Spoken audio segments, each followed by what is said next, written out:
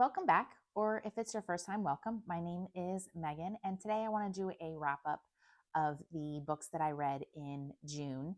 May was not a great month for reading for me. I just kind of got in a slump. And so June, it started off really strong. The Art of Arranging Flowers.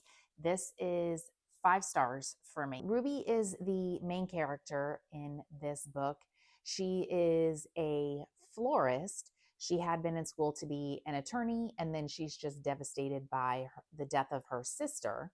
This book is more about relationships, the relationship that Ruby has with her 2 employees, with a new little boy in town who his name is Will, and he is there living with his grandparents after his mother passed.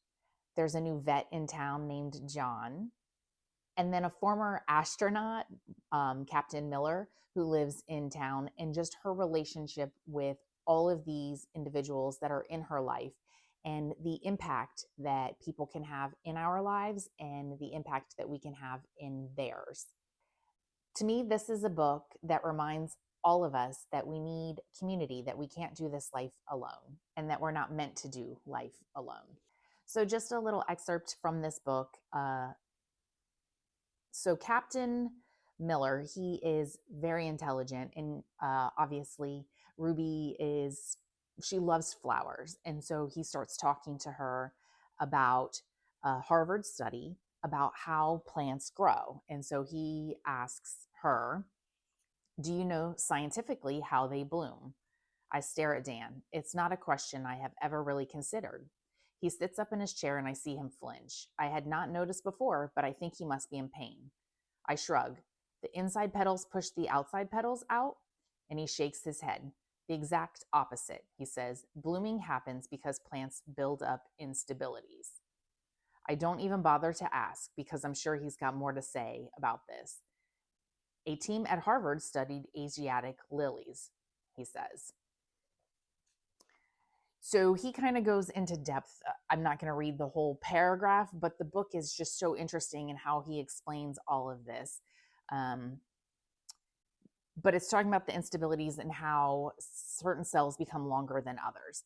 And so then he says that extra growth could possibly coax the petal to go from curving inside the flower to curving out.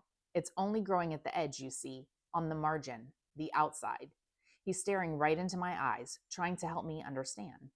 The blooming happens on the outside before it happens in the middle. I am still nodding, even though I have no idea what he's trying to say. Sometimes we think there is supposed to be this great spiritual awakening that happens before we make a change in our lives.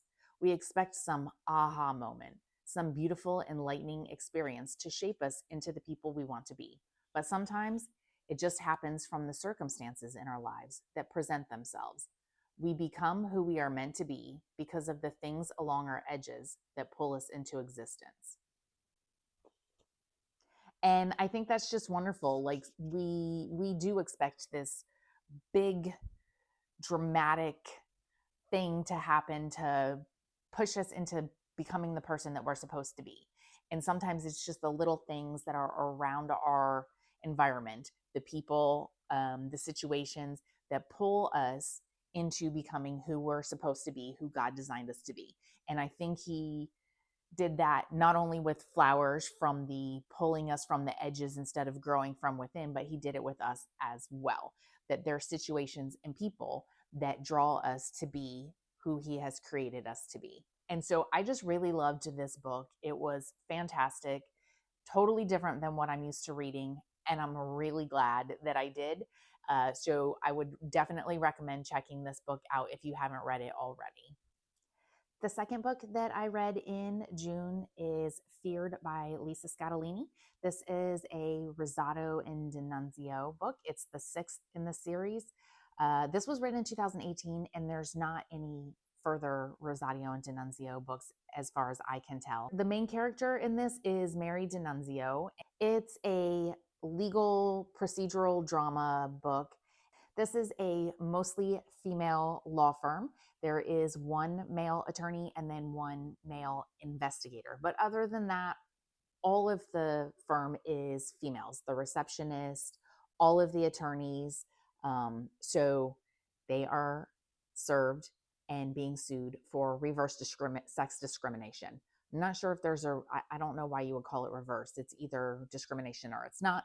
Of course, there is then a murder, and one of the female associates, I can't remember if it's an associate or a partner, is the prime suspect. The main question of this book is it better to be loved or to be feared?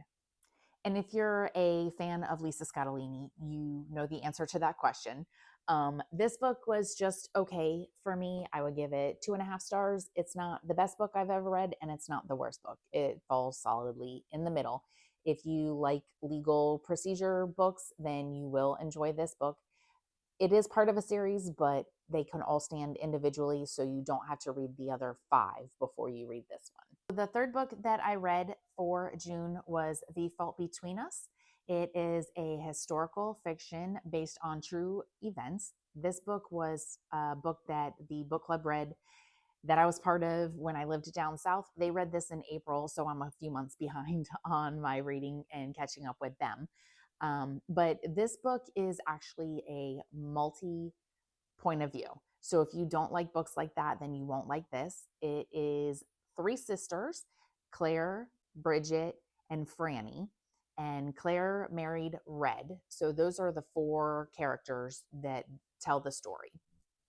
Claire met Red when she went out to work in Yellowstone. They fell in love. She goes back to her home state and he comes and asks her to marry him. And then they move back to Yellowstone. The father is not happy, so he sends the other 2 sisters, Bridget and Franny, out to get Claire and bring her home. And all of this takes place within a few weeks of, there was a major event in Yellowstone on August 17th, 1959. I had never heard of this before, but there was an earthquake. I know Yellowstone in all of that area is pretty much on top of a volcano, but I didn't know that they had an earthquake. And the author's mom and her aunts had actually worked in Yellowstone. So she had true stories and she interviewed them. She grew up, hearing these stories. And so that's kind of where the inspiration for the book came from. And the title of the book is twofold. The first one is obviously literal. There is an actual fault line, and figurative when family dynamics create misunderstandings. Overall, I enjoyed the book. There is a Christian theme to this book. So if that's not your thing, then this is not the book for you. I did enjoy this book tremendously. I liked learning a little bit about history and about Yellowstone. I do have family that lives out that way, so it's great to learn a little bit about that area. And the last book that I have for June, I'm actually still reading it. I'm only about halfway through the book, not even that far, but Uncluttered Faith by Joshua Becker. So this is his newest book, and he is the Becoming Minimalist guy on YouTube, and he does have a blog as well. So he's also on book tour. And so we're going to see him. So hopefully I can finish this book before we go to see him speak.